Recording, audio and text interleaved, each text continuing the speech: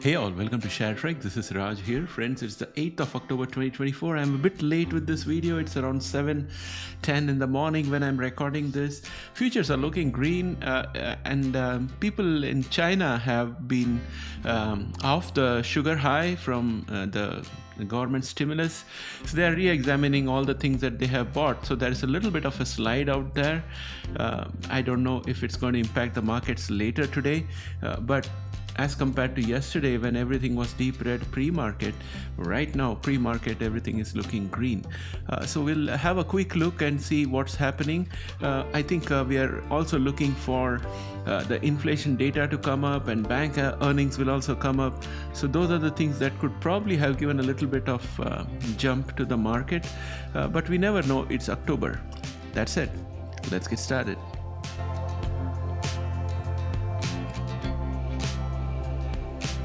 Welcome back. Let's start with the news first. And as you can see, the Dow futures are up mildly, plus 0.14%. S&P futures are up a little more at plus 0.40%.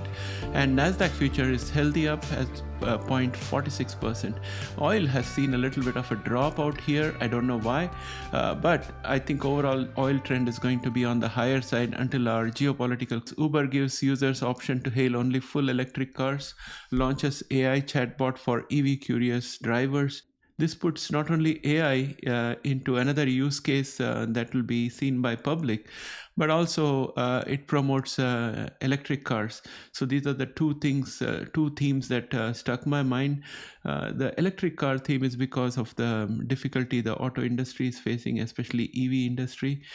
And AI has always faced the criticism that there is not enough use cases. So we have more use cases coming up and going in front of the public.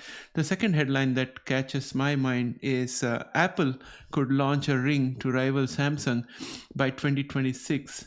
Research firm predicts. So for the first time, I think we have a company which is not American that is leading the trend, and a big American company like Apple is trying to catch up. So the question is, has Apple lost its mojo, or is just a temporary drop? So that's the other question. And next we are looking at the headlines here, which says US futures rise on as focus turns to inflation data. As I mentioned at the onset itself, I think not only the inflation data, but also the upcoming bank results are going to motivate our markets today.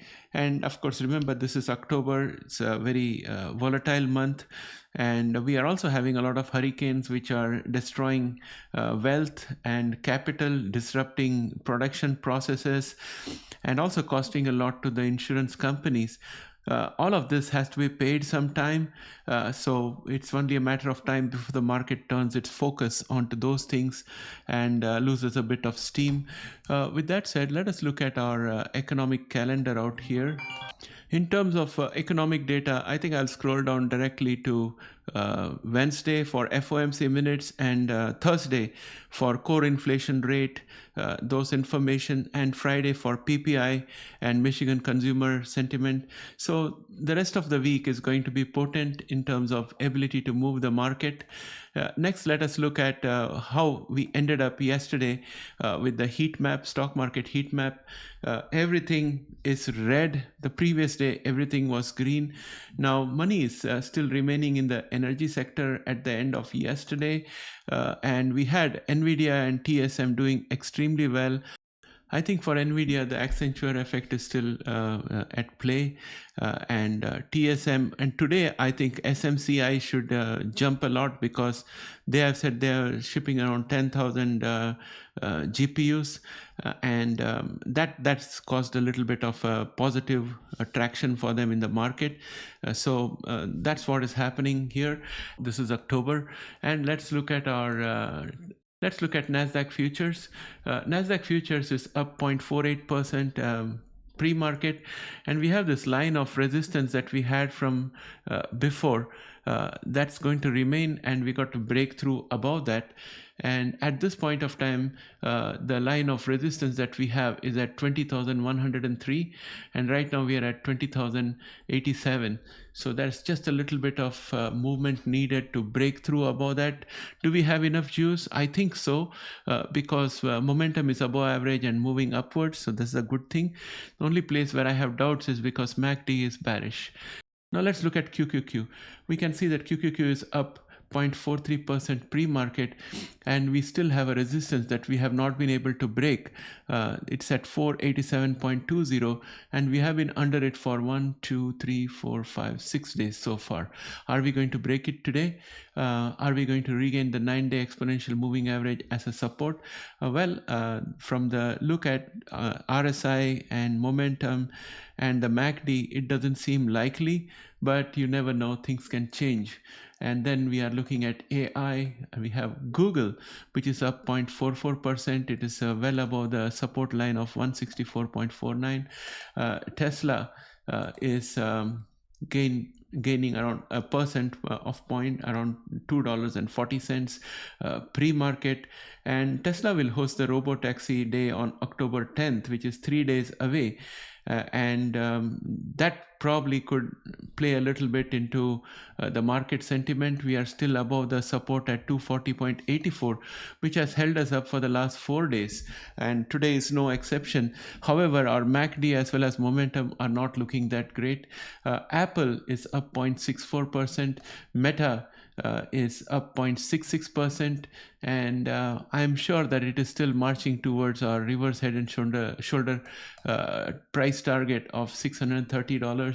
Then we have Amazon, which is up 0.61%, Microsoft, which is down 0.41%, AMD is down 0.99%, and Palantir is up 0.75%, still reaching towards the 40s. We have FNGU, which is up 1.75%. Broadcom is up 0.75%. And we have Oracle up 0.49%, Micron up 0.43%, Cloudflare up 0.10%, and then we have Nvidia, which is up 2.15%. Qualcomm is down 1.04%.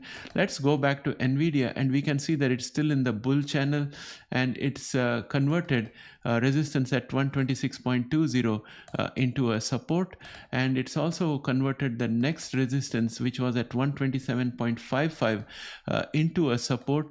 And today we are above this support. We are above by almost $3. Everything is looking good. MACD and momentum both are looking good. It's all go for Nvidia. And then we have SMCI, which is up 4.40%. ARM is up 0.91%, and SMCI is up 4.4% because they have said that they have been shipping heck a lot of GPU, and that surprised the market. And we have ARM Holdings up 0.91, ASML up 0.55%, Intel Corporation down 0.54, FNGD down 2.10%, and we have SMH, which is the ETF, semiconductor ETF, and it's up around 0.60%, indicating that the whole semiconductor sector is going to do well today. Next, we go on to Genomics, and in Genomics we have PACB, which is flat pre-market. IMTX has got no trades pre-market. Bluebird is flat pre-market. We have a DNA, which is down 0.12% pre-market. Prime has no trades pre-market. Allogene no trades pre-market.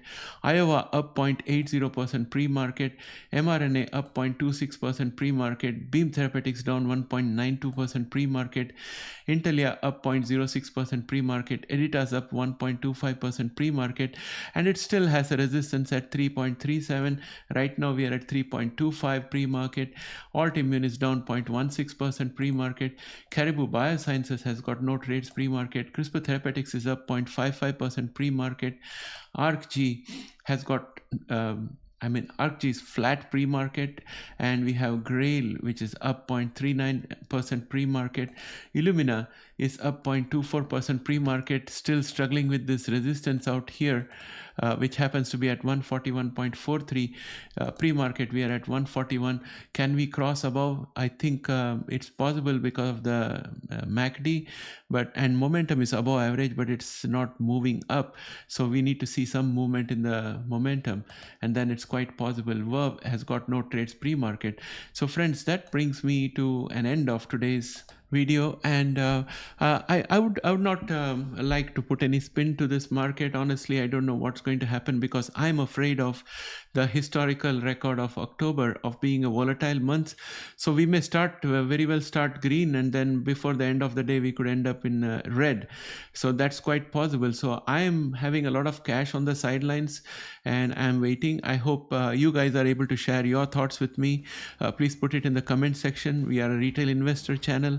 We are sharing information with each other and trying to build a retail investor community which can share information and help us do better in the market. With that, my friends, I have a final announcement. You should check out my fun channel. It's called as ShareTreck Curiosity Corner, and I have put answers to some questions which I have been pondering about. It's a fun channel. You'll find a lot of interesting things out there. Please check it out. I'm putting the link in the description, as well as in the end screen you will find a couple of videos from my new channel. It's entirely AI generated, but the research work has been done by me. I'm using AI only to create the voiceover. With that, my friends, I'll catch up with you again in the next video. Bye for now.